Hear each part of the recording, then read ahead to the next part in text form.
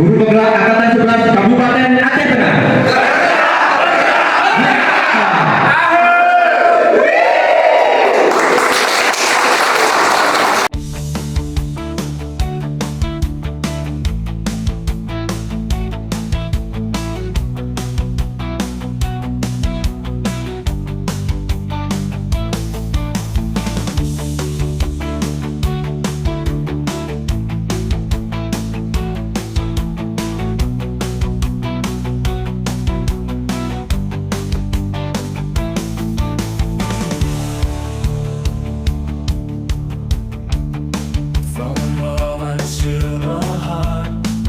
Dengan mengucapkan Bismillahirrahmanirrahim, kegiatan Lokakarya 7 Festival Panen Hasil Belajar Program Pendidikan Guru Penggerak Angkatan 11 secara resmi saya nyatakan dibuka.